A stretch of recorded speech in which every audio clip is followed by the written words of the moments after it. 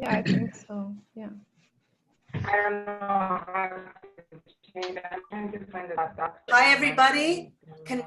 Are we online? So welcome everybody to our second webinar. And I'm delighted because we have guests today from across the country. And I wanted to thank everyone for participating in this really important webinar in a time when we all have many questions about our industry today and in the coming months. So I wanted to just pass this over to our moderator, Monique Simard, who I don't need to introduce because everybody knows her. And I want to thank you, Monique, for helming this event. Monique. Okay. Hello, everyone. Bonjour, tout le monde. Hope everybody's okay. So we held the first webinar about 2 weeks ago, April 7th, I think, okay?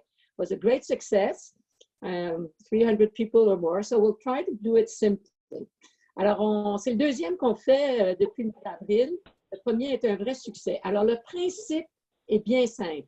On va demander à chacun de nos panélistes de nous faire la présentation de où en sont les choses aujourd'hui, 23 avril. So, the thing is very simple. We'll ask each of our panelists 3 minutes, or 16 of you. So, to say in 3 minutes where you're at this point. And I think that will be, and then we'll go to the Q&A. Period. So try to be short, try to be concise, and it's, for some of you, it's an update, okay, from where you were on April 7th. It's not necessarily a repetition and what's new from, so try to keep it short. I must say there's a change. For the Bell Fund, it will be Chantal Côté. Pour le Bell, c'est Chantal Côté qui va être avec nous. And Télé-Québec cannot be here, Elisabeth Daigle, dans Télé-Québec, parce qu'ils préparent leur déménagement. Alors, ils sont... d'Elisabeth, on a un message. Ils reçoivent beaucoup de projets et tout roule. Donc, il ne faut pas s'inquiéter. Télé-Québec n'est pas là, mais est actif. So, Télé-Québec cannot be there because they're moving soon. And so, they're overwhelmed. But they say everything is so, okay. So, I'm trying to find the list of the panelists, which I will do. Okay, so, because I got so much emails that, and I got, okay, where is it? Okay, here it is. Okay. So we can start in different ways, but I'll start with the people I see right now. Nathalie Quermont of the Fonds des médias du Canada. Ouais. Merci, Monique. Everybody knows her. She's an incontournable for us. Yes. 3 minutes, Rachel. Merci, Monique. Bonjour tout le monde. Good afternoon. What's new since the last time we spoke together? So we have launched the programs, as you may know, as well as the deadlines for each of the programs and the budget allocation for each of them. We did a webcast last week to explain the principal changes we made to the programs. So the webcast is available on our website if you weren't able to attend it. The broadcasters have received their performance envelope allocation as well as their development envelope. So they are able since Monday to trigger projects if they wish to do so and if they are ready to do so. So it is kind of business as usual.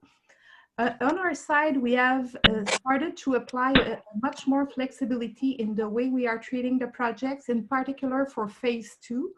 We'll come up soon with other flexibility items for initial phases of evaluation.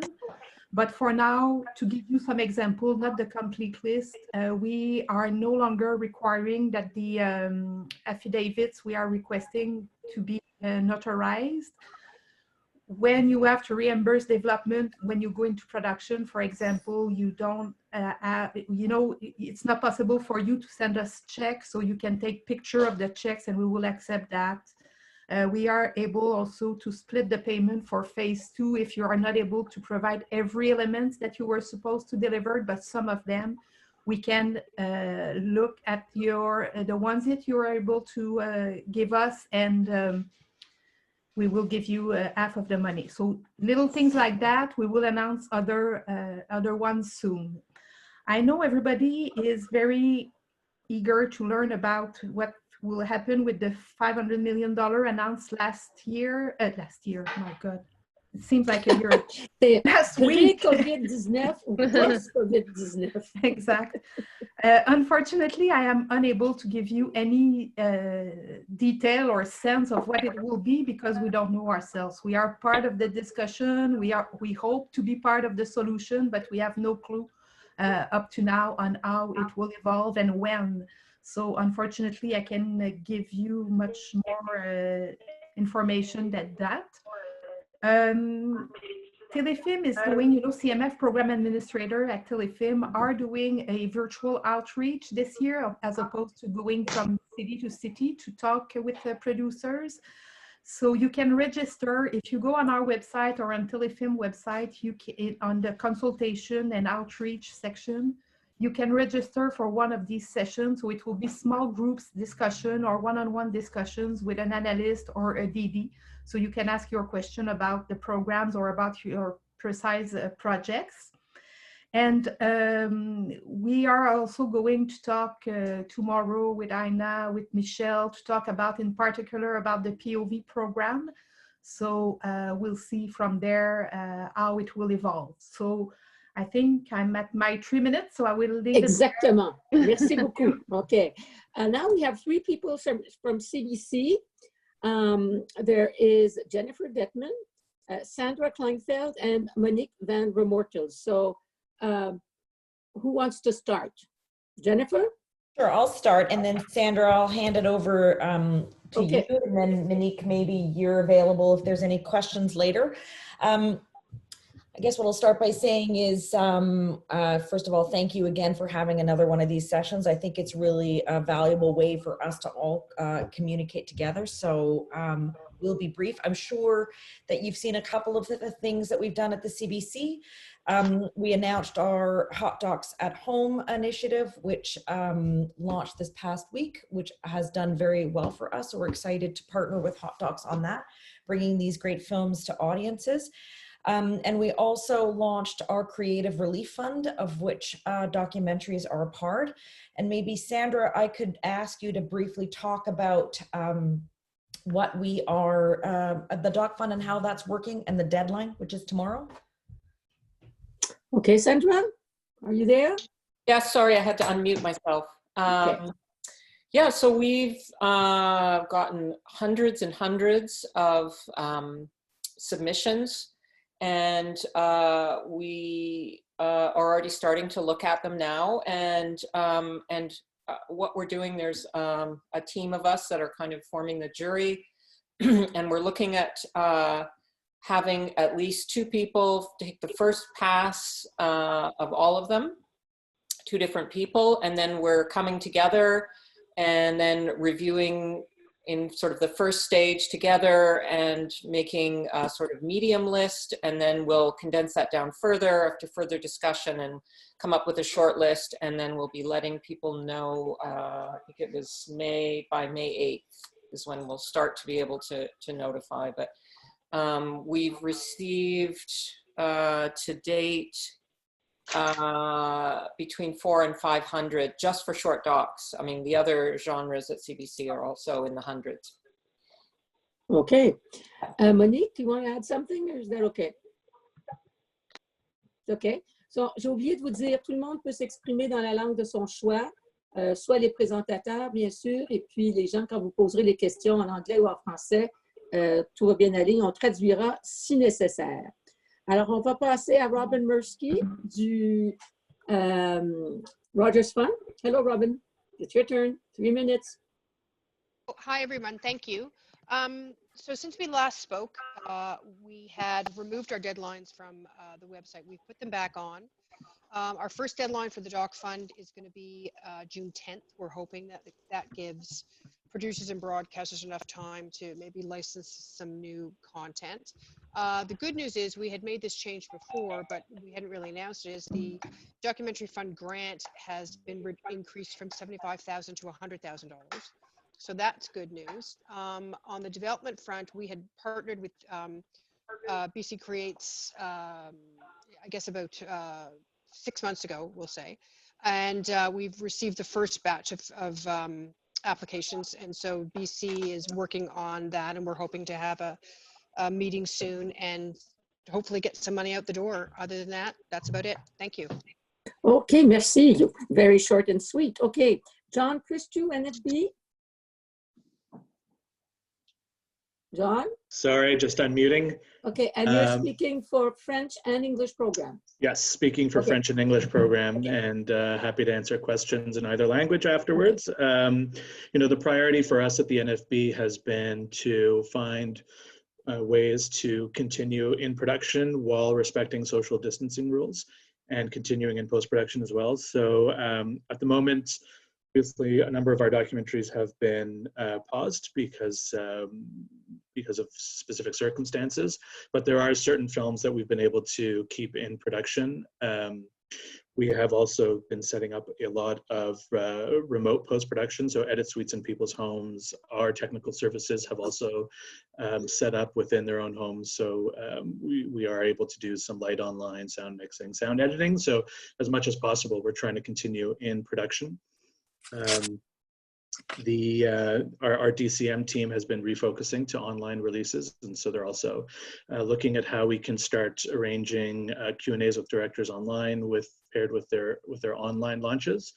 But more, I guess, most exciting for what we're doing right now is we are starting to put into production some short media projects that can be produced in confinement in a very short time frame. So films that can be shot, you know, inside people's homes, or if there are other creative solutions, you know, for example, archival work.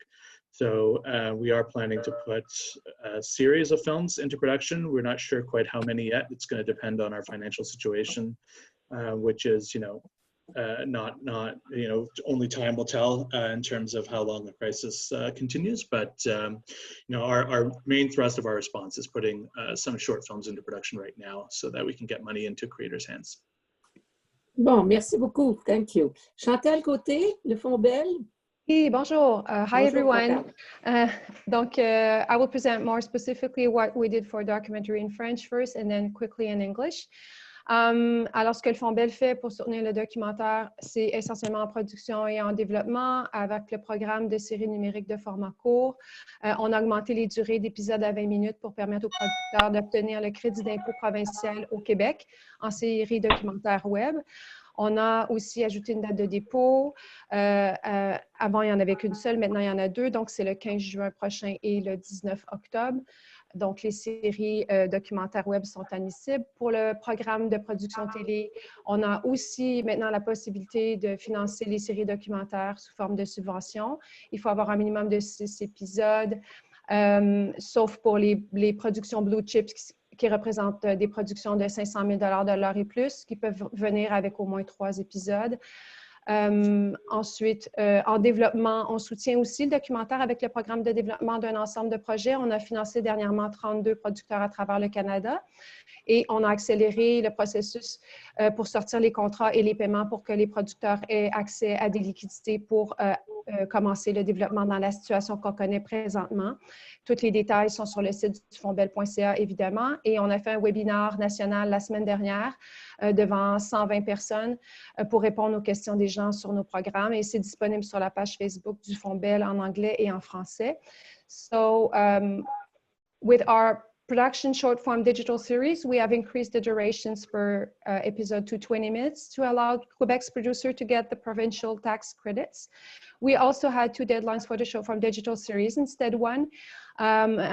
It's new this year, so producers get more opportunities to get money for the documentary series. As Nancy said, the deadline is June 15 and October 19. For TV program, again, it's new this year. We now have documentary series as an eligible genre. It's a minimum of 6 episodes, except for Blue Chips Productions, means with $500,000 per hour budget, who may present a minimum of 3 episodes. And also in our development, the slate development programs also support documentary. We have financed 32 producers across Canada last February in this program, and we have accelerated as fast as we can the contracts and the payments to make sure that producers get money in their hands for development. And we also support many different festivals such as Hot Docs, IRDM as partner, and all the informations are available on bellefonds.ca and also in the webinar, the national webinar that we did last week, a bilingual one on our Facebook page. That's it. Bingo. Thank 3 you. minutes, 2 langues. Okay, Rudy, it's your turn. Hi, good morning. Can you hear me? Oh yeah, good morning in Yeah, okay. BC. Yeah. So at Knowledge It's afternoon Network, for us. at Knowledge Network, it's largely business as usual. We're in a good position funding-wise. We have committed a good part of our CMF-dependent productions in series and in features. However, we still have some capacity. We're going to be doing a lot of development this year, like everyone else, with CMF and without CMF. We're open to collaborating on co-financing with many of the broadcasters on the panel this morning. And again, our focus is arts, culture, history, social issue, as well as factual series. And, you know, again, by and large for us, it's business as usual. We have commissioned a couple of series of shorts that can be produced completely in the editing room as archival pieces. That's a short stop help for some individual producers here in British Columbia. But otherwise, we're open and we're doing a lot of second windows on Canadian content as well as co-financing on features and series. Okay, let's stay in BC. Robert, Bob? Hi. Hello there. Thank you very much for letting me be on the panel. So our programs at Creative BC will be opening later this month. We are actually in consultation with... I'm just going to stop you. Can you, and when you're not speaking, can you put yourself on mute because we have interference? Okay, merci beaucoup. Okay, Bob. Thank you. As I just mentioned, we'll be rolling out our programs at the end of this month. We are just in consultation with industry to tweak our programs to make sure that they are right-sized and fitted for the given situation. Make sure that the programs support not only the established community that we have, but also emerging and upcoming producers as well. As Robin mentioned, our partnership with the Rogers Fund, we are in adjudication of phase 1 of that program, and we'll have results by mid-May for that one. And then we'll be rolling out phase 2 and 3, which is development funding for factual and documentary projects. And then also our partnership with the CMF and the CMPABC on the early stage development as well. We have closed the applications. The deadline for that has passed, and we're now in adjudication, and we hope to have results for that in early May as well. And that's it for now. Merci. So let's go to Ontario. Jane Jankovic, TVO. Are you there, Jane? Jane? Une fois, deux fois, trois fois. Okay, so she's not there. So let's go to Erin Creasy from Ontario Creates. Hi, everybody. All right, well, a few updates on the program side from me on COVID-19. I will say that all of our responses to COVID-19 are listed on our website, ontariocreates.ca. If you click on the COVID-19 box, you can see a whole list of things for 2019 programs as well as new 2020 programs. So we have, for projects already underway, we've increased the level of flexibility we have, particularly on delivery dates. We're very flexible with project extensions right now, of course. We also fast-tracked some money out to producers who have Film Fund support with projects underway right now. The third milestone payment, which is for delivery to distributor, as long as principal was finished, we're fast-tracking those payments out right now. So producers who were eligible for that payment would have been contacted by us. But if you have questions about that, please let me know afterwards. Our first cycle for Film Fund for this year, the deadline has passed. It was on March 11th. So we're reviewing the applications that came in right now, including a number of documentary applications. We typically have decisions within 12 to 16 weeks. We're trying to move as fast as we can. The next deadline is on July the 7th.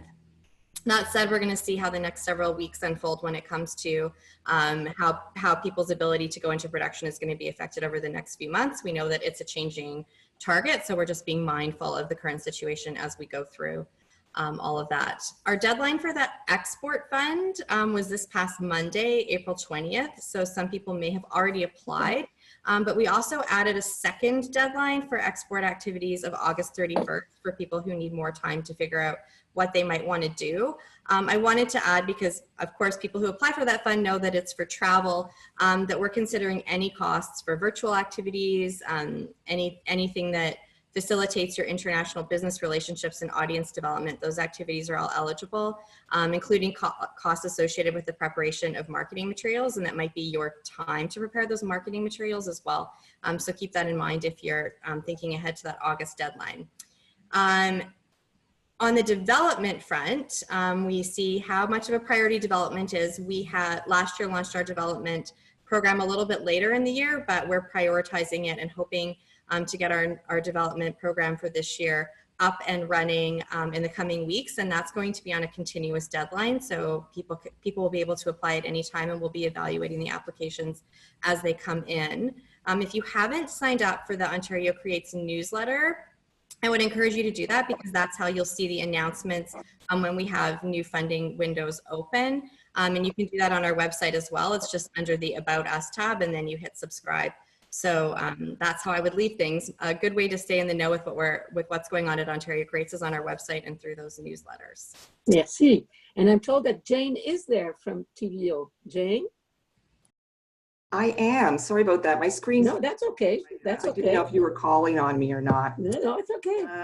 Okay, so thank you. So we have about 20 projects right now that are either fully stopped or waiting to resume because they're in shooting or some sort of post-production. Even the ones that are able to continue in production, the whole process has slowed. But we understand that, and we have full confidence that at some point these docs will be able to pick up and complete, and it will be as powerful and as relevant as ever. So production schedules are out the window. I don't expect really any production in the field until possibly summer, I don't know, but into the fall. Our TV and online scheduling, I mean, I thought I had a fall launch. I don't know, we're just gonna rock and roll right now. Everything is very, in terms of impact on new commissions, we usually commission about 40 hours a year. And it's hard to know whether or not we'll be able to maintain that pace this year, because there's a lot of mitigating risks that I'm going to have to consider in terms of making selections. Like how am I going to commission, properties that require a lot of travel by plane, travel outside the country? What's the social distancing protocols going to be like 3 to 6 months from now? How comfortable are people going to be working under those protocols? Is it going to be safe to do intimate stories that require close contact for extended periods of time? And just the stability of reinfection. Is there going to be a risk of a second wave, a third wave? So, it's all up in the air. I'm constantly talking with our filmmakers that are in production right now, as well as projects that are in development. So we are moving forward, and we'll do the best we can. We still have the money to spend, so we have to spend it somewhere, and I'm happy to spend it on properties. We have several projects that are in development I'd like to greenlight. Again, we're not quite sure when's going to be the best time to make that call. We have series that we plan to renew for another season. And of course, there are several insurance issues that broadcasters and production companies probably have to consider moving forward. So it's a whole new sort of landscape in this new COVID world. So in terms of projects moving forward, we will be looking to more local stories to minimize travel and the impact of that and the insecurity of that. We probably will be less interested in stories that don't rely on a particular event to happen or a particular time of year that has to be covered, because who knows if those events will happen and what the situation will be at that time of year. Stories that don't rely on an achievement that has to happen by a particular time. I mean, a lot of stuff is common sense, but I'm getting proposals that are about these very things, and it makes me think, you know, how am I going to evaluate what to move forward on, at least for this year? And also, you know, stories that, you know, that require embedding a crew into an intimate situation. We love doing stories like that. It's our favorite type of story. There's going to be extra considerations around that as well. So yeah, we're all still open for business, and we're looking forward to seeing what we can, you know, how you can help us spend our money. And yeah, but it's a different landscape. It's probably different kinds of conversations are going to happen over the next little while that would be different than how we were operating a year ago. Thank you very much, Jane. Okay, Danielle Odette, APTN. Oui, bonjour. Hello. Hello, Danielle. So for APTN, last we spoke, we were waiting for the CMF to announce their budget, and now that we are looking at making decisions on projects that are going to access the Indigenous program at the end of May. So we're looking at projects that are similar to what Tevye was saying, where they're not really hinging on specific events, but that they are looking at a principle photography maybe starting later in the fall, winter period. So we're taking all those into consideration. We are also looking at renewing certain projects to access the performance envelope and some of the other selective programs. We are going to put more of a focus on developing projects over the course of the summer to keep some of our producers and some of the creative that we want to ensure it remains timely, so that we can have something ideally that will be ready to go later in the fall, or maybe we might have to hinge on the possibility of winter, maybe spring 2021. So development is similar to what everyone else has mentioned, becoming a bigger priority for us, just to keep our creative teams across Canada busy, and looking at other ways of doing certain programs. We noticed that there seems to be a lot of favorable response to these formats of communicating, and exploring that as a possible way of conveying, sharing stories. So that's something we're developing right now as we speak, that we can maybe do in this format, and changing the way we might be approaching other projects that are around live events. So that's something else we're at the mercy of. And I might be forgetting something, but if anyone has any questions, I'm going to stick around for that Q&A at the end. Merci. Alain Rondeau, SODEC. Alain? Hey, bonjour, Monique. Bonjour. Hi, everybody. Okay, so news from Quebec. It's pretty much business as usual at SODEC. The biggest change was in our application dates, which we extended another 2 weeks. Like right now, I have an application date for documentary that started on April 8th, and you can put in a project until April 29th. Okay, so same thing for development money. You can there's an application date on April 29th, and you can put in a project until May 13th. So that's the biggest thing we did with the application date. So everything is extended there. We do have a special program. There's not a lot of people who came in for that program, which is specifically to help with companies that have a problem with Treasury. It's an application program called, sorry for my French, Programme de soutien d'aide aux entreprises COVID-19. So it's specifically for that. You can go on our website and you can click on it and see if it's for you. The biggest thing we're doing too right now is we're giving more money. Instead of doing, let's say we have a payment of maybe, you know, on a project of 25%, then we'll give maybe 50% and all these kinds of things that we're, but that's a case-by-case scenario. You know, you just call SODEC and we'll maybe give more money with each step, you know. One of the big questions we had at SODEC is probably a lot of you know, in the last Quebec budget, our SODEC budget almost doubled. In film and TV, we have like almost more than 75% that we used to have. We were kind of worried if it was still there once the crisis started.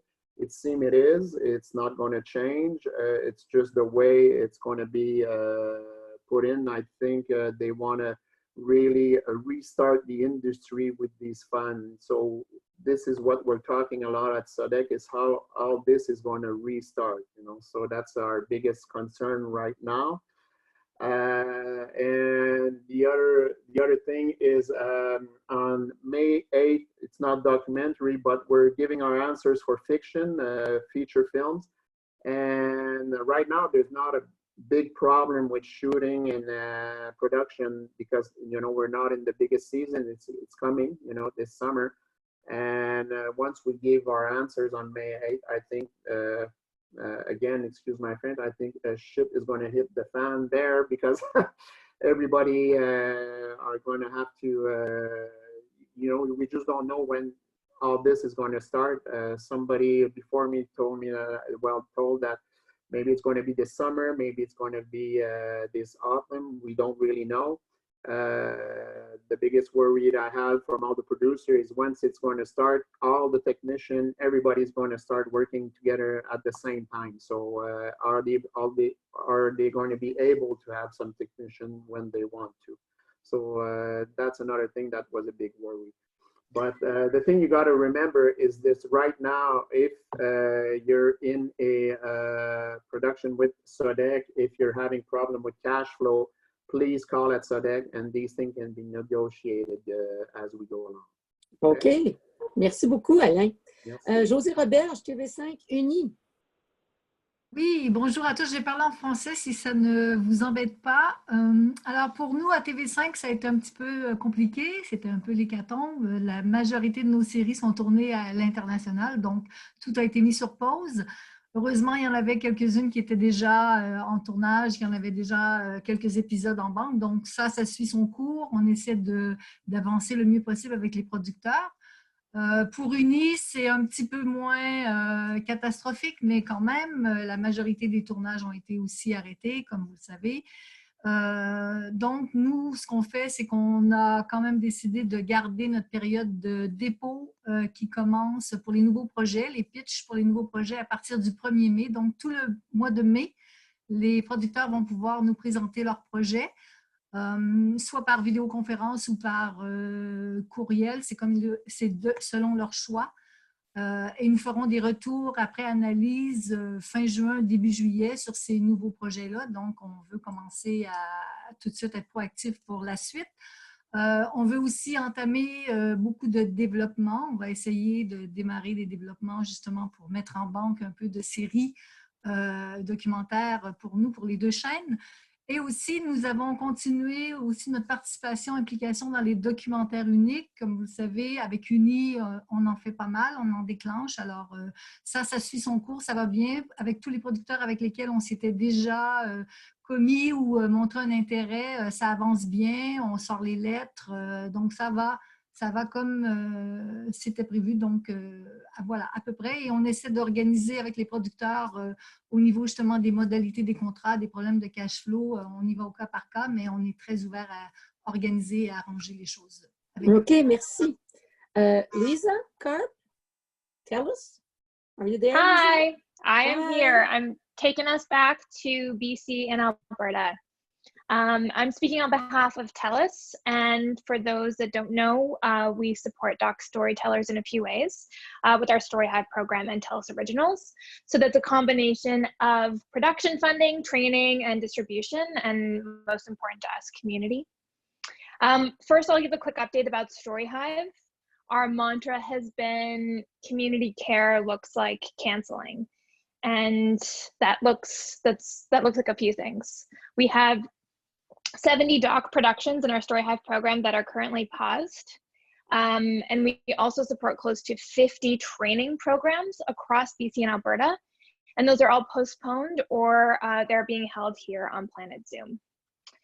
We were planning on launching our next Story Hive doc edition in the fall, but since we don't have an idea of how social distancing will impact production, none of us do. We're going to postpone the launch of that, but our team is working on that every single day, so more to come. The best way to find out if you are in BC and Alberta and want to learn more about StoryHive and our announcements about these programs is to get on our newsletter on our website and follow us on social. You can message us there and you can get direct access to many members of our team, and we really, really want to hear from you. And I'll quickly speak about TELUS Originals as well. We fund doc series and 60-minute programs, and we do about 20 a year. I'm the new executive producer here, and we're in the middle of finalizing our program guidelines and pitch process for our COVID storytelling and docs for 2021. We want you to get in touch with us directly if you have authentic and intersectional stories about British Columbia and Alberta. You can get in touch with me and many of our other producers, and we'll tell you much more about what we're trying to do. Thanks. Merci, merci. Jean-Pierre Laurando, Bell Media. Bonjour Jean-Pierre. Jean-Pierre. Hey, oui, me v'là. Je suis en mute. OK. Bonjour tout le monde. Hi, everybody. For us, it's pretty much a little bit like Rudy, business as usual. We're still producing. We actually, I was kind of amazed to see, we just had yesterday a doc premiere with Marie-Pierre Morin in confinement. And so basically we're training the characters so that they shoot themselves. And it works.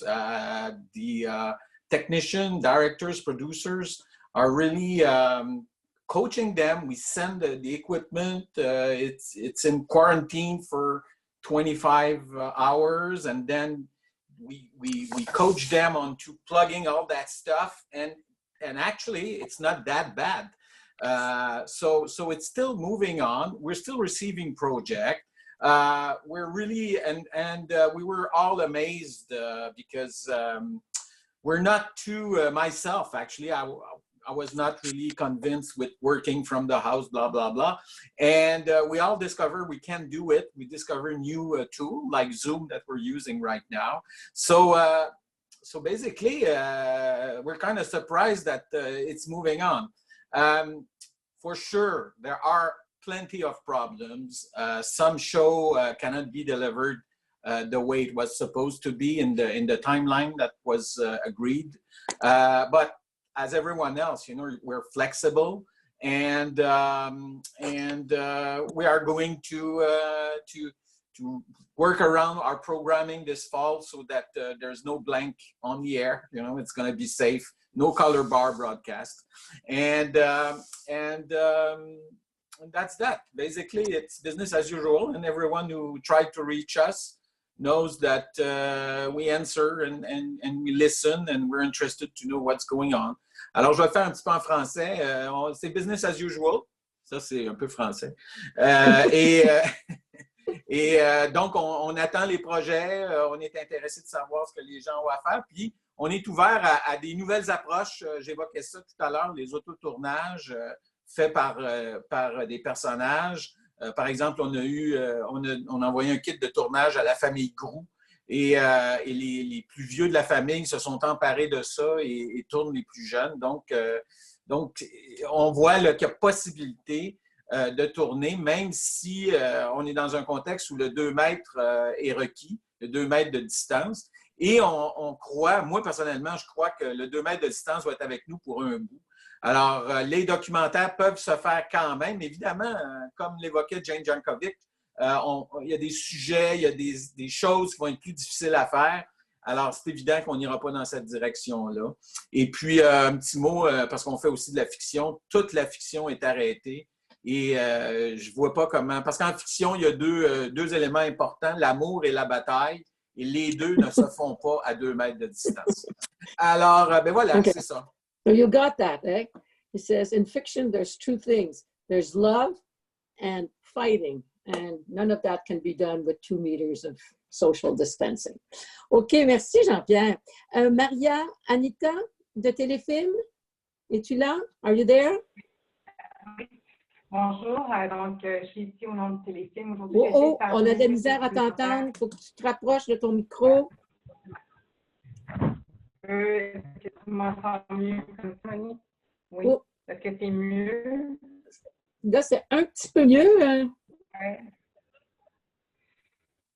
Je ne sais pas quoi faire de mieux. J'essaie de parler fort. Est-ce que c'est mieux Écoute, comme ça?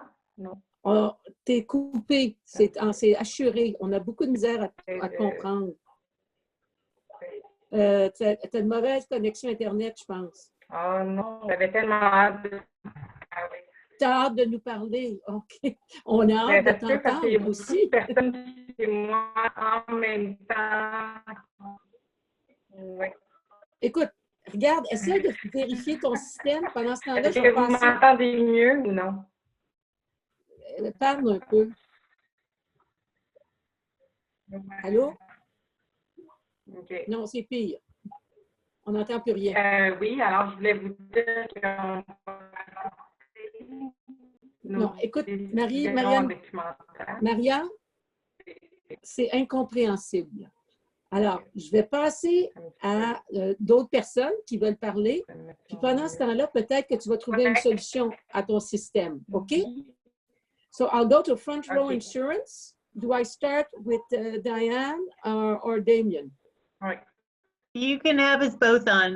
That's fine. And, okay, go. Okay, go. Okay. Yeah. Perfect. Thanks so much for letting us be part of this. And we're happy to be able to speak to the producers and the funding sources and broadcasters.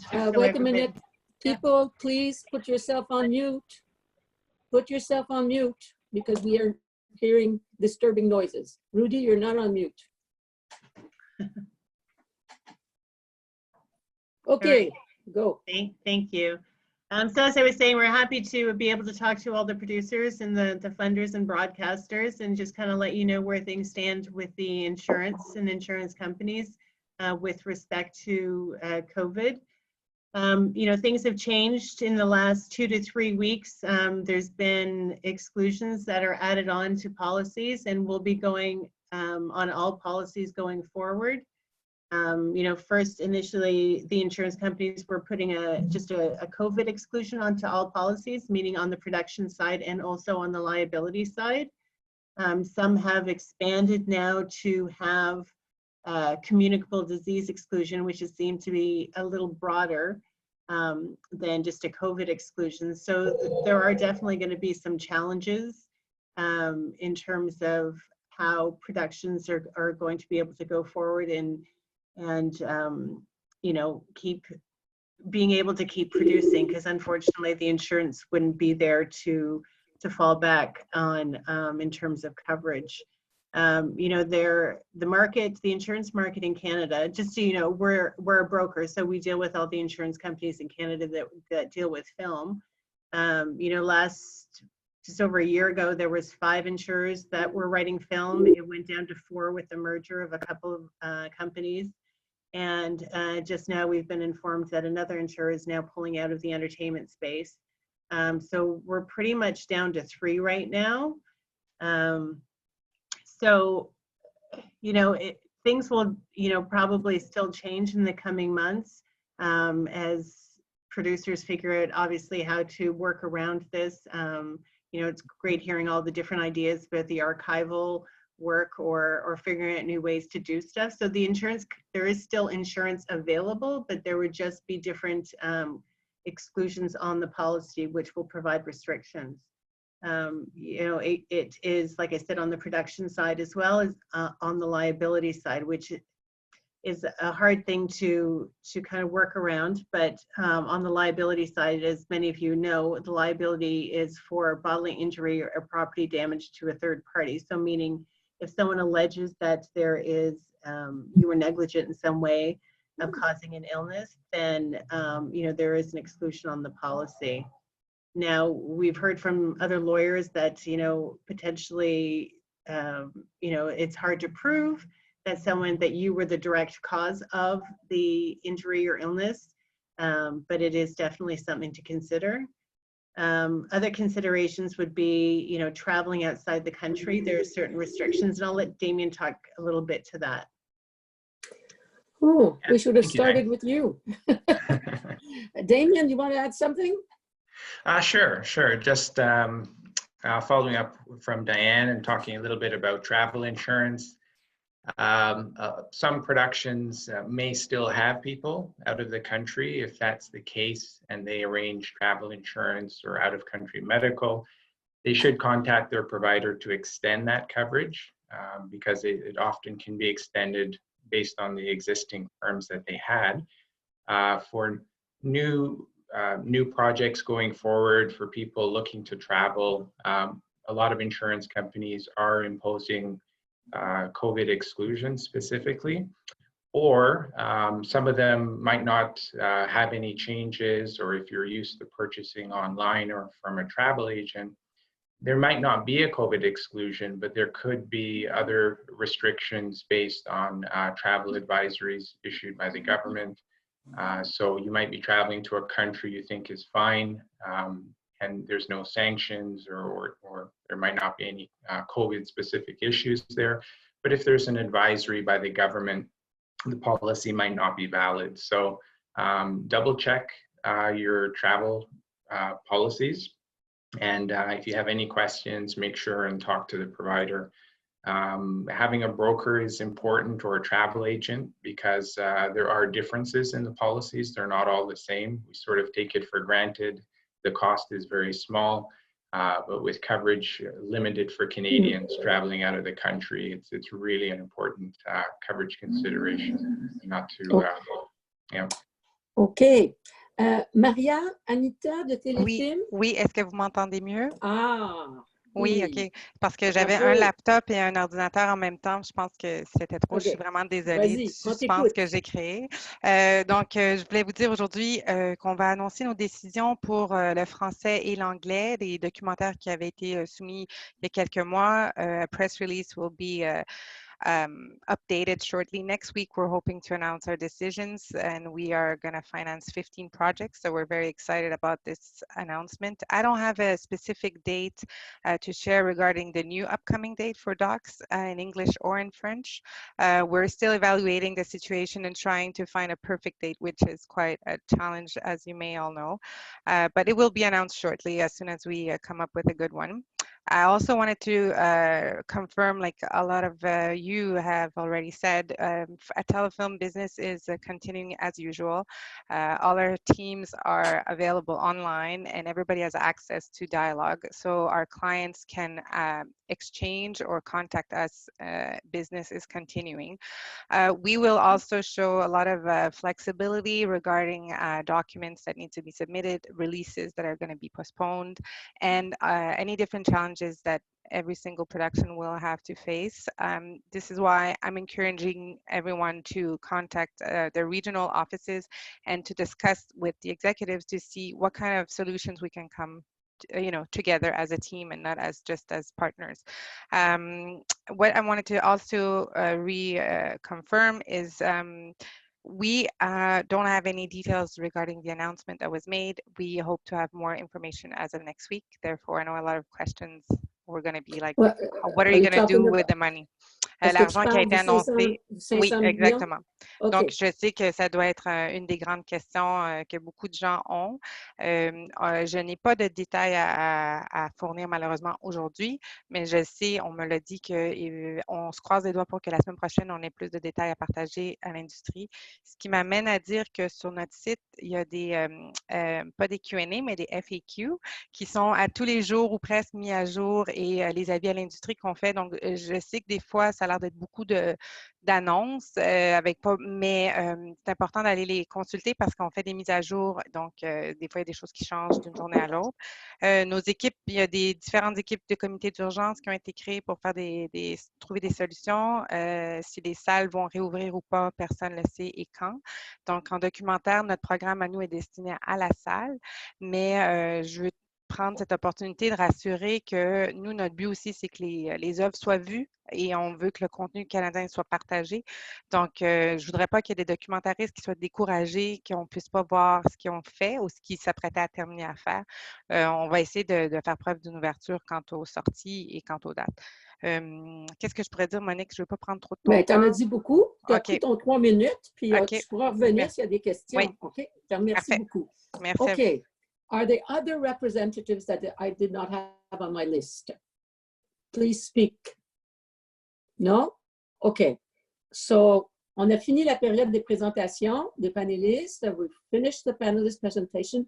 Now we're opening up to Q&A. OK? Just to, it's very simple. You can do it verbally or you can write your question. And Ina is going to redirect the questions. Yeah, I'm going to try to regroup questions because I don't want to keep on going back and forth and dealing with different issues, whether it's insurance versus the CBC versus general funding. But I think I might start with a simple question for Nathalie Clermont, because I know you have to leave a little early. Somebody wants to know how long it will take to access phase 2 and how, I guess, rigorous you're going to be. Yeah. In fact, when I've talked to you a few weeks ago, a month ago, I can't remember, I've told you, please submit your phase 2. And frankly, you listen because we received so many. It's a good news, but for sure the delays are expanding now because all the ones that we have received. So it also depends a lot on how fast you can answer the questions that will be asked and how fast you can return documents if the ones that you have submitted are not in good shape. But we are trying as our best, working as fast as possible, but it will take probably 4 weeks or so. So we are trying as fast as possible, but make sure the condition of your application at phase 2 is as precise as possible so we don't have to go back and forth with you. It will accelerate everything. Okay. Great. Thank you, Nathalie. This is a question for the CBC, and I don't know if it's Sandra or Jen who wants to answer this, but a few people have asked, have you begun to greenlight regular documentary productions and, you know, in the various strands that you have via the documentary channel or POV or limited series or whatever? And like, what's your timeline for moving forward in production with new projects? Sandra, is it Sandra or Jennifer? It's either Sandra or Jen. It's either, it's up to either of you. You know, maybe Sandra will start and then you can add in if that works. So I'd say right now what we're focusing on are the funds that are coming up. So Robin's Fund, we have lots of projects on the go that we're interested in. We're now just evaluating, sort of similar to what Jane was talking about, in our current circumstances, which are the ones that we think we feel comfortable to go forward with to the funds. So yeah, we will be wanting to support some of the films to go forward to, into those funds. That's what we are prioritizing for now. We're in the difficult circumstance that, you know, you've heard many talk about, that it's really challenging right now to figure out when we're going to get out of this and how we're going to get out of it. But certainly we're really mindful of trying to get as many things out into production and get back to business as quickly as we can. But we're kind of, as you heard us say last time, staging it out. So first priority are the films that will tap the funds that are coming up. Sandra, is anything else to add?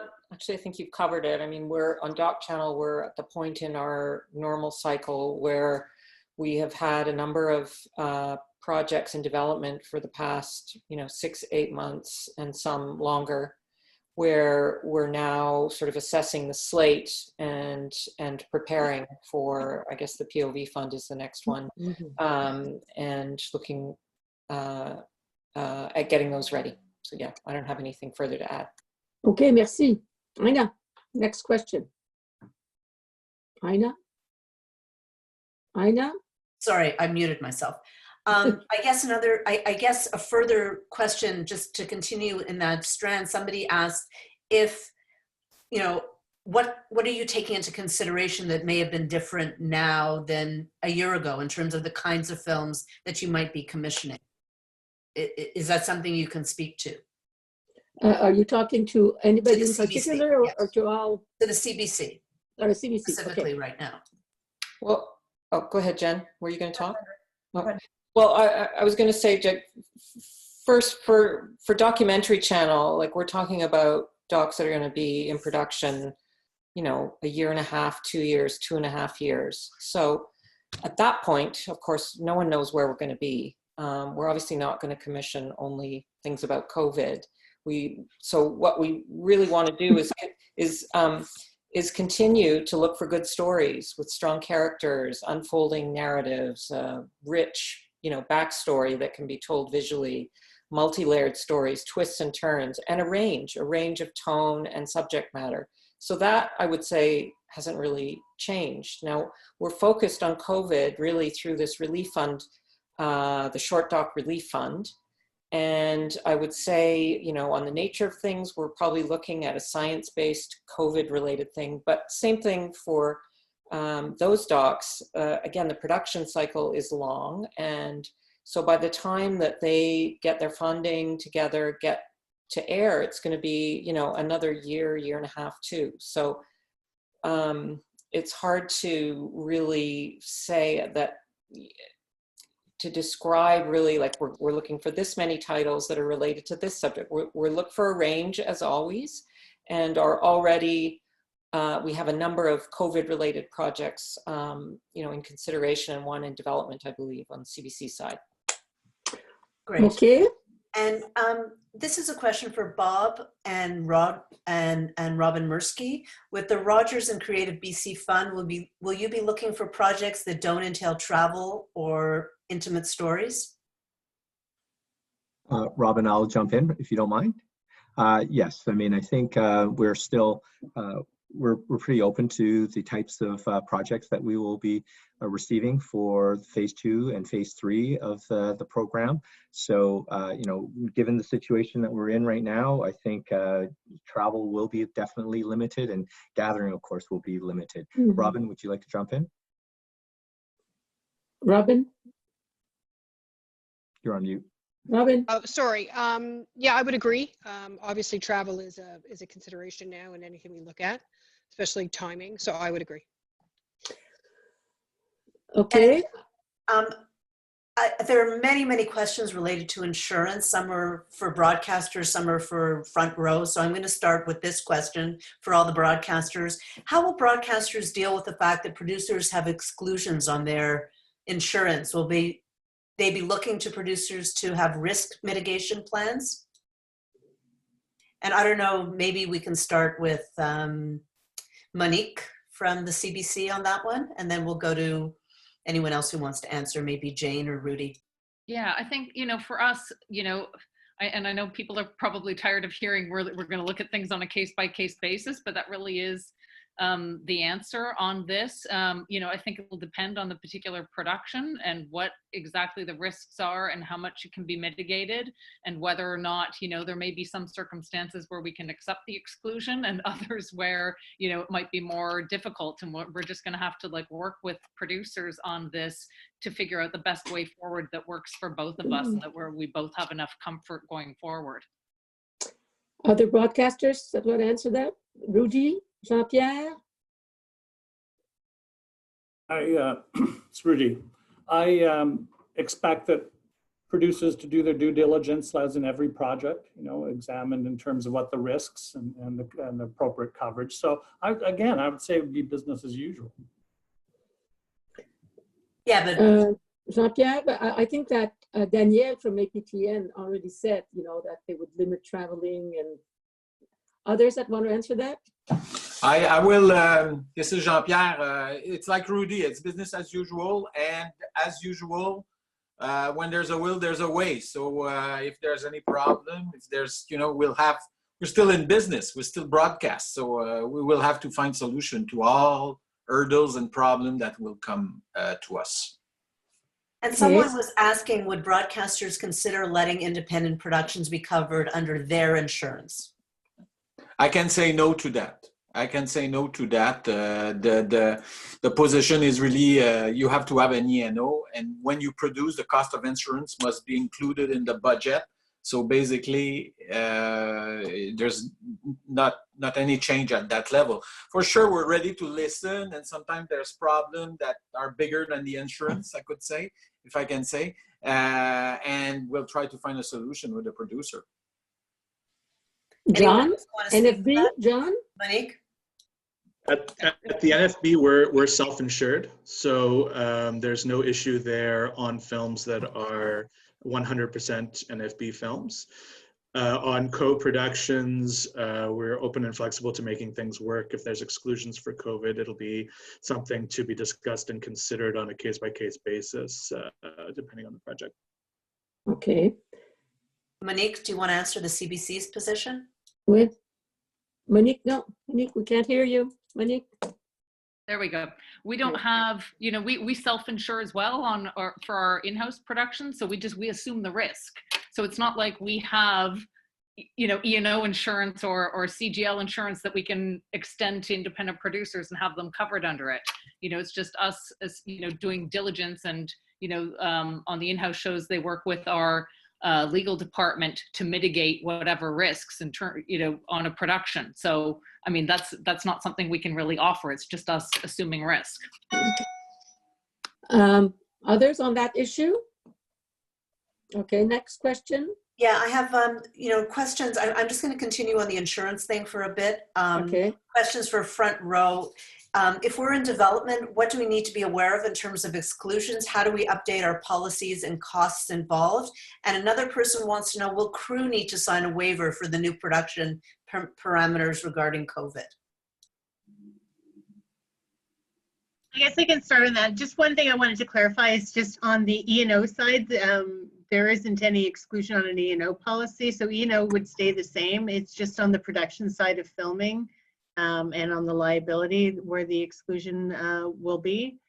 In terms of the waivers, I mean, there's a lot of, you know, lawyers that are looking at the different scenarios that could come into play, but definitely having waivers in place where having different, you know, them signing off on different things will definitely help production, you know, should something occur.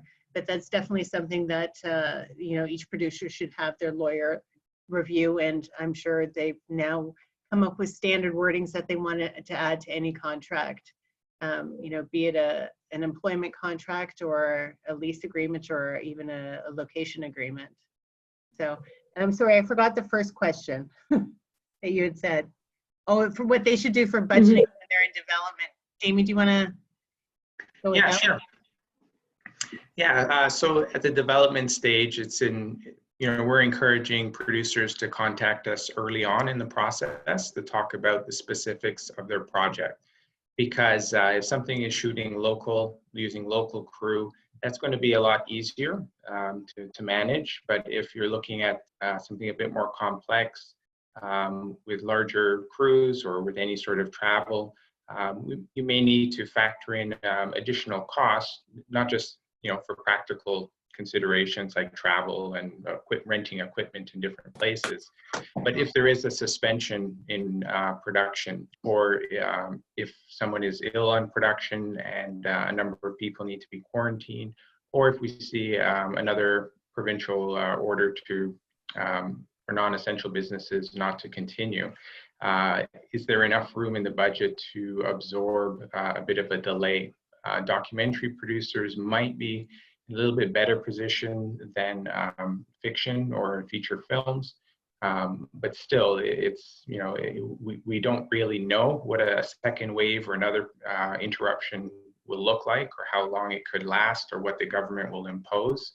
So if there is, you know, a way to look at contingency, or looking at sort of a backup in terms of backup funds in terms of budgeting for the production, that's could be an important consideration as well. Lots of producers are working on ideas for social distancing and how to manage crews in small groups. Okay, I was going to ask that question. Who is working on safe guidelines for production. Probably most of you know that the Nordic Fund has produced a guide. It's mostly for fiction, because fiction is even more complicated. I know some broadcasters are asking some fiction producers, so how do we evaluate the extra cost of safe shooting? Some of people are trying to experiment techniques, putting glass between two characters or different things like that. But who in the documentary world right now is working on a safe guide for shooting? We're not working on a guide per se, but we've been having all of the Who is internal. this? Who is this? Sorry, it's John Christou speaking from the NFB. We've started having all of those internal discussions regarding what is possible, how far can we go. We hadn't yet gotten to the point of considering a guide, but it's certainly something we could consider helping to coordinate and lead in the industry to start putting one together. I think it would be a useful exercise for all of us. Others on that issue, or Ina? Next question, because I'm just going to say, the rules of what is permitted or not permitted are provincial, because public safety is provincial. So one province could say, okay, go, you can shoot this way. At this point in time, shooting is not considered essential. So there's a few public affairs show going on, but that's it.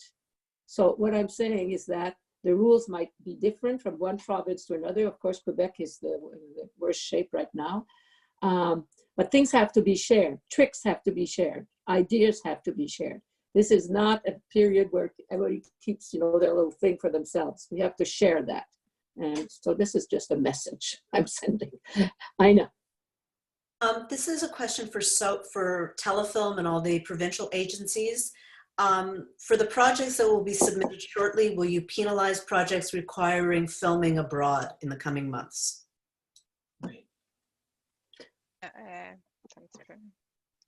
Anita? Can you hear me now? Yep. Anita, No, yeah. Est-ce que vous m'entendez? Oui, on t'entend bien là. OK. Donc non, ils ne seront pas pénalisés. They're not going to be penalized. Of course, on va prendre en considération les assurances, toute la documentation qui va venir. Il va y avoir une étude qui va être faite par rapport à la faisabilité du projet. Mais ces productions-là, les coproductions, que ce soit en documentaire ou en fiction, vont être traitées avec le même, je dirais, respect ou les mêmes règles que les autres programmes.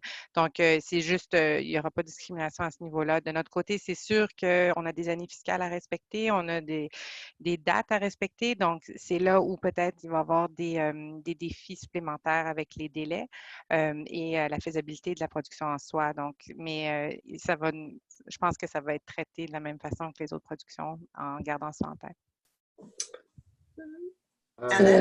Alain Rondeau à la SODEC. Oui. C'est la même chose pour nous aussi. La question a été posée. Non, on n'a pas l'intention de pénaliser qui que ce soit. Et même si quelqu'un arrivait en disant oh, moi, pour toutes sortes de raisons, je peux commencer le tournage aussi, il ne sera pas avantagé là, par rapport à un autre. C'est vraiment basé sur le contenu, là, comment on choisit des projets. So the selection is really based on content, not on your schedule. And that's pretty much it. So we have a number of questions for the CBC Relief Fund, and I think I'm just going to group them all together because that makes sense. People are asking, how many docs do you plan to commission? What budget level? Will they be fully financed by the CBC, or will you be expecting production companies to put in their tax credits or find other funding, that kind of things? So if you could answer, and will you need E&O for these films? So if you could answer those questions, that would be great. Okay, who will answer that? Sandra? Sure, I'll start. I can start and I'll do my best. So there were a lot of questions. I can't remember what order, but there is an expectation for E&O, yes. And I'll just reference what Monique had said earlier about how we will work with filmmakers to ensure everyone is comfortable in that regard. We are looking at, we're not really specifying numbers, but I mean, we have, I think the fund is about $500,000, and in our heads, we sort of thought you know, will we be able to get maybe 10? So, I mean, that's a rough estimate. Again, unsure. I mean, this morning, as I said earlier, we have, I think, 451 submissions that we're going to look through. What were some of the other questions? Sorry, Ina, I didn't remember them all. Well, basically, so will they be fully financed by the CBC? So they're financed the way we finance our normal short docs, which is to say that we pay most of the budget. Occasionally we have, I believe, included tax credits in there. We're not using our CMF for this. Yeah. And somebody asked the question, what, you know, and I'm sure this is difficult to answer for you, what would make a great, you know, what would fit really well for you? So I don't know if you can even answer that. Well, we're looking for unique ideas that are in line with what the ask was, which is about capturing our experience during this pandemic. Obviously, great characters, something that is doable given all the restrictions that we all are aware of, a unique take, visually interesting treatment. Again, we're looking for a range of tone, a range of ideas. You know, I would say the usual parameters that we look for that make great docs. And so the 500K is for documentary? Yeah. And the whole fund is 2 million. Okay, perfect. Okay. Yeah, who wants to add to that? Nobody else wants to add? Okay. Other perfect. question, Ina? Yeah, so this is for John Christou. A few people have asked about this, both in French and English, so I don't know if you can answer in both languages. Mm-hmm. Will the opportunities for these short film projects that you refer to, will they be announced? Will there be guidelines? Is there an application process? Or are you just reaching out to people privately? How's the NFB working through this? Yeah, happy to answer that. You know, at the moment, between development, production, post-production, and recent releases, you know, we have about 214 active projects, 82 in the French program, 132 in the English program. Only a small number of those are paused right now due to the crisis, you know, due to the fact that they can't continue in production. So, you know, we do have sort of some capacity. So, you know, we're basically in the regular course of business right now. So we've decided not to have a call of proposals because we are, you know, this is not necessarily a national project. We're producing these within our financial capacity right now. And so we're basically working within the pitches that are already coming in. We're working with the filmmakers that we've been in discussion with for months. We're open to discussions with the community. Our producers in each studio have been reaching out to members of the community to talk to them about what projects they have in the hopper. And our priority has been speed. And so we already have some projects that are being greenlit right now. And we wanted to make sure that money got into the hands of creators very quickly so that we can also be shooting while the crisis is ongoing. So, you know, because of all those constraints, we wanted to put our efforts into moving quickly and producing these projects rather than developing calls for proposals and spending time on that aspect. John, tu that répètes en applies in French français? and English. Oui, en fait, on a décidé de continuer de travailler comme normal dans notre normale façon de travailler dans notre processus normal pour assurer qu'on peut aller très vite, pour aller en production vite et pour financer des projets très vite, pour être sûr que les créateurs peuvent recevoir du support dans le très court terme. Et c'était notre décision. OK, ça c'est pour des cours de quelle longueur? Combien de minutes? Environ moins de 10 minutes. Alors, OK, tu les budgètes combien? Ça dépend vraiment sur le projet, mais entre 30 et 60 000. Okay, everybody realized I used to be a producer, so very precise questions on minutes and budgets. Yeah, $30,000 to $60,000 budget range, but you know, there's exceptions for projects that are more complicated and ones that can be done more quickly. Okay. It's a real general range. Yeah.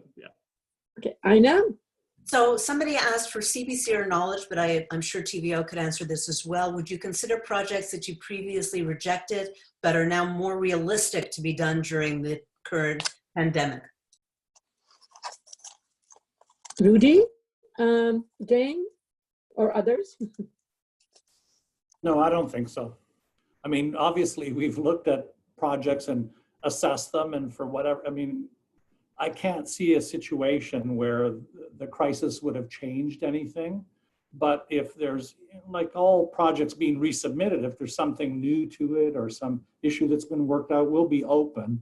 I mean, at the end of the day, we're going to try to be as helpful to the industry as possible. And, but again, people know why the projects have been rejected, and they've got to make that assessment whether it's really worth, you know, resubmitting. Yeah, TVO Jane, you want to answer? Sorry, or? yes.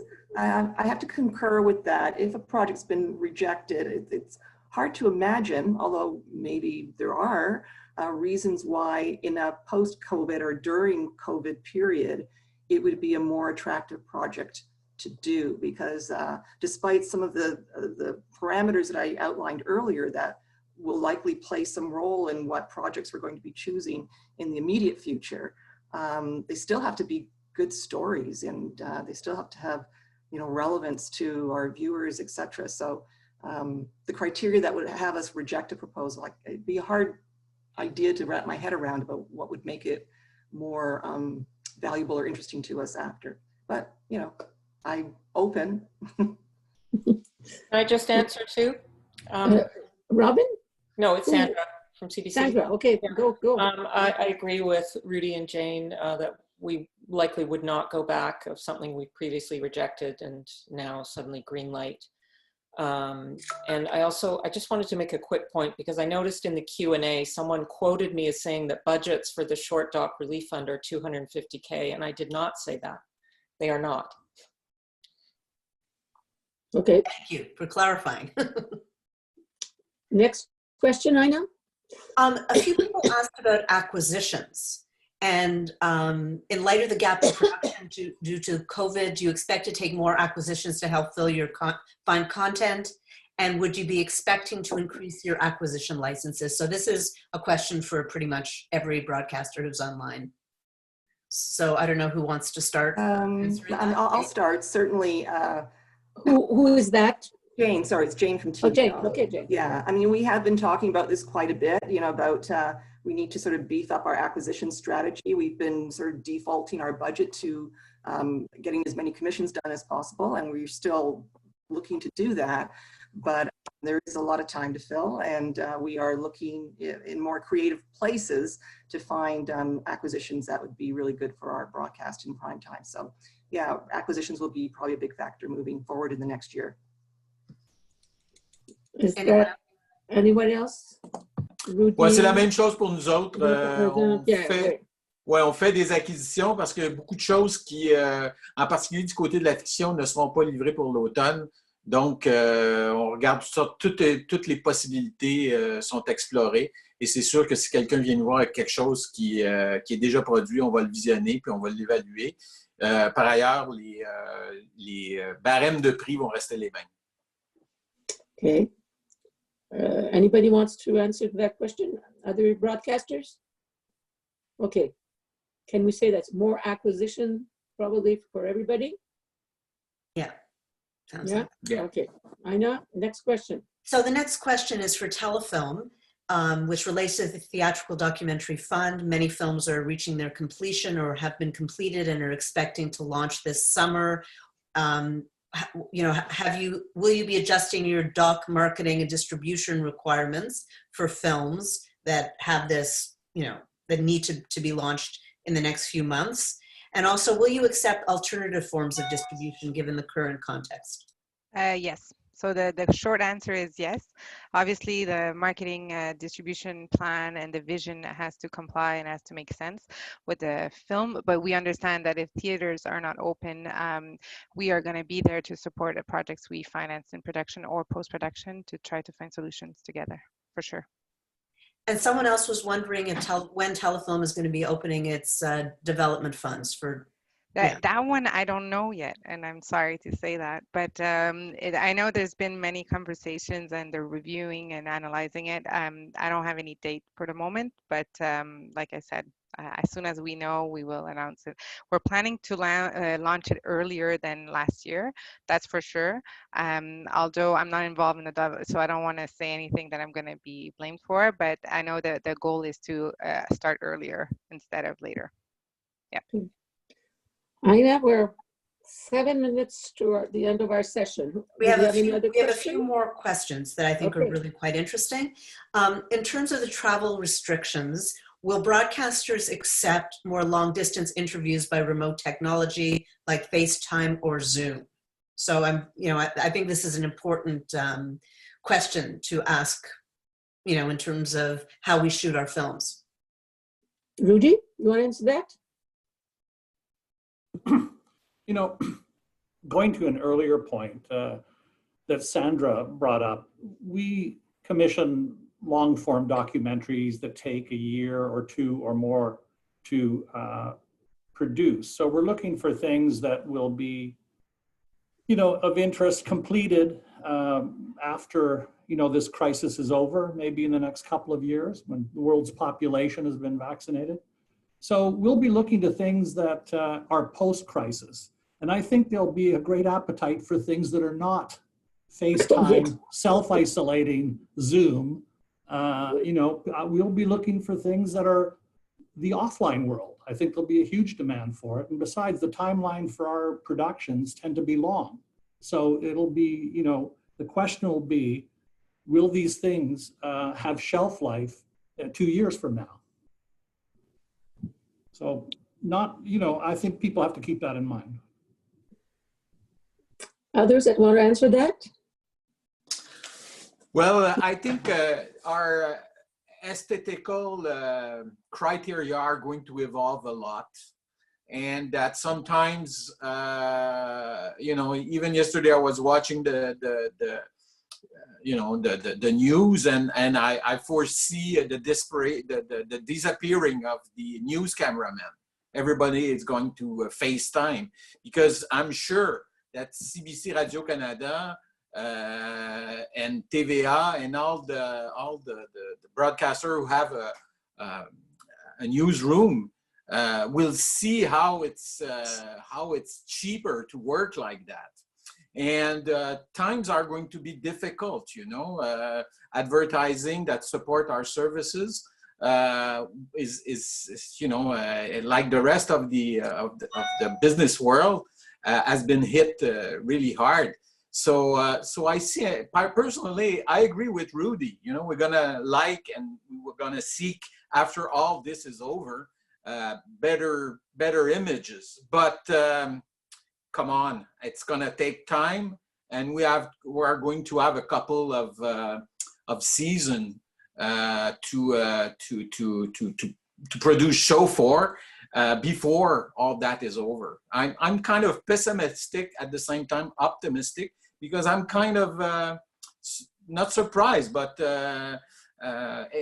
impressed by the ingenuity of the tech people and of the people in general. I didn't have Zoom this morning, and here I am. I'm talking with you guys. So I think it's going to evolve in ways that is difficult to predict, and I think those bad images are going to be better, and we are going to get used to it. Yeah, I can throw my 2 cents in worth if I can quickly. Who's that? Who's talking? Sorry, it's Jane from TVO. Okay, Jane, yeah. Yes, most of our projects are all in that 18-month to 2-year window, and I would be loath right now to say, oh, it's okay to do interviews on Zoom or Skype or whatever for those kinds of projects. However, much to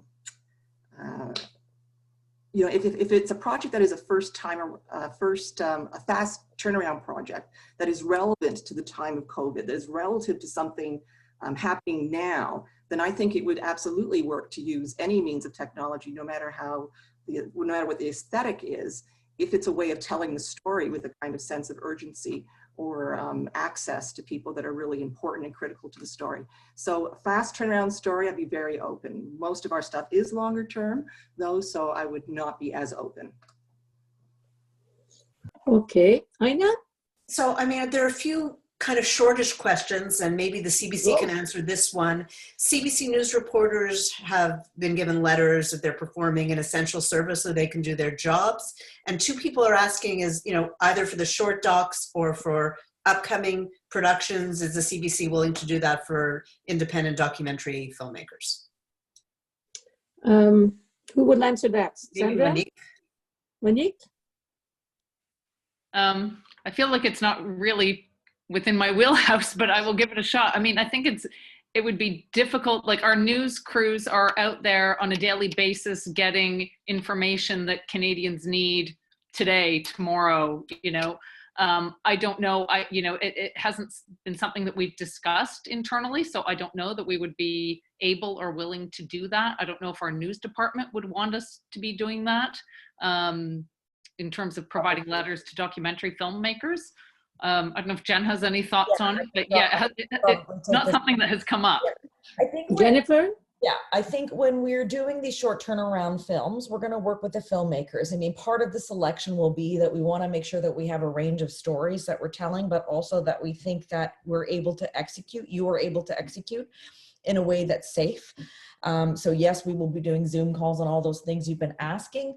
But if we're getting to a place where we're having to send out letters to show that you're an essential worker, I'm not sure we're going to go with that film, because really, first and foremost, we want to make sure that we're taking care and we're safe and we're abiding by the rules set by government.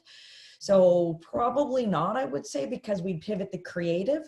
So we could do it, you know, we could do the production in a way that would fit to what John Tory and every level of government is asking us to do right now. Okay. Aina, you have a few more questions, Aina? Well, I mean, you know, there are a lot of questions about insurance. Will, does Front Row foresee the doc films will need to get key crew members medicals prior to their shoots? How can producers prepare? Will we have to get film subjects to sign waivers? I don't know if Front Row can answer a few of these questions quickly, because we seem to be running out of time. I think, can I give my opinion on that?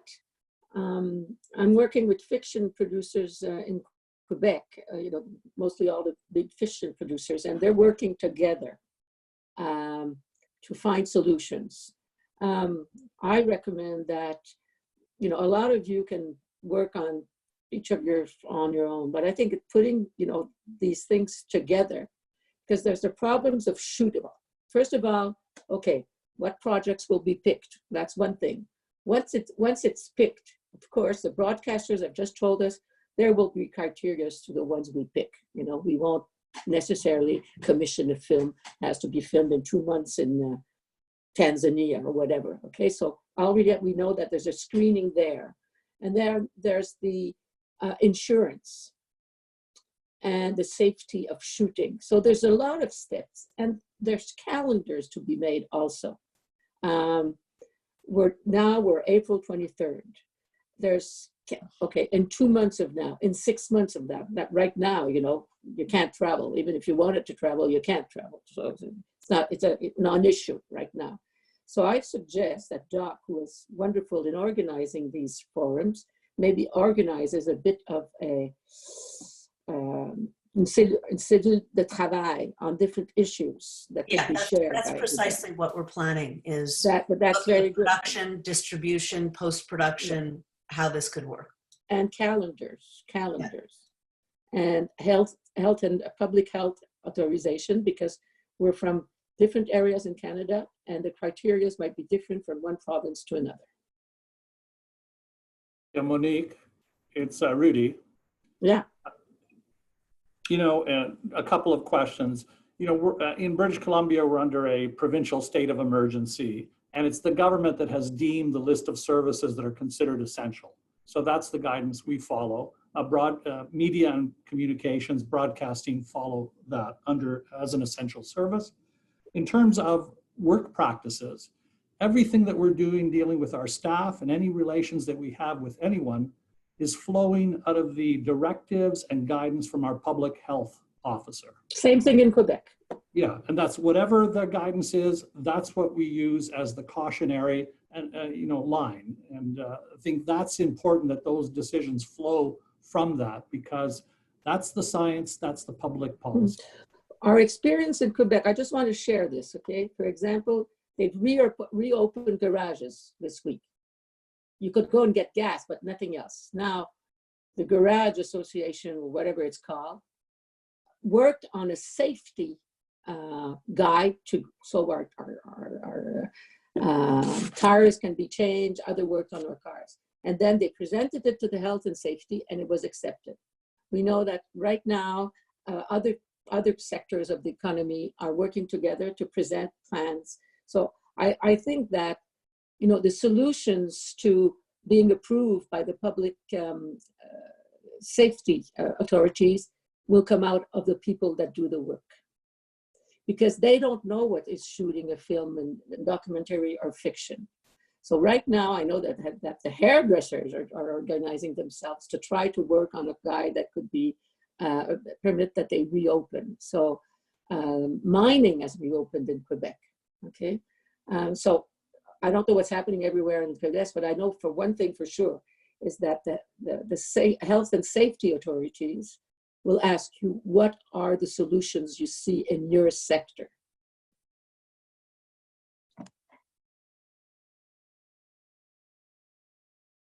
Aina? That's it for the questions, because we've run out of time and people have to leave. But I guess, Monique, you might have a little wrap-up word, and I want to, on behalf of DOC, thank everybody for participating. Your insights were tremendously appreciated by the community. I think at one point we had over 380 people online, which is wonderful, extraordinary. Wonderful. So you're really reaching out across the country to the community, and we so appreciate it. And I'm sure we'll have many more questions for you. And I also wanted to thank Michelle and all my colleagues at DOC and across the country who were instrumental in organizing this. It's, you know, Sylvie de Bellefeuille in Montreal, and Lolita, and of course Nadine and Isabel, and everyone who really participated in a major way. And thank you, Monique. And I think that the number of people attending these meetings is the proof that people need information, need to be nourished by information. And my last message, because I also work with the living arts cultural communities, who like dance, theater, etc.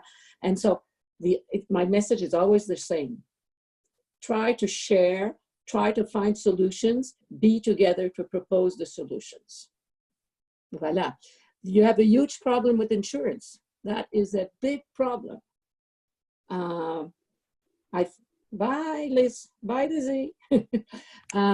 So I think that is one thing that you can all group and start working on insurance, because if I listened, and I've heard the problem of insurance by fiction producers also, if it's compulsory to have insurance, and then the insurance has so many exclusions, will the broadcasters accept them in the end? Yes, today you can say, okay, yeah, we'll see case to case. Well, it's not that easy. So I think that there's a lot of work to do. And DOC is a wonderful organization, rassembleuse, that reaches out to everybody in our sector. And I think that's the only way to work. Yeah, and we're going to be releasing our survey results very soon. They just came in this morning. So stay tuned for that. Okay.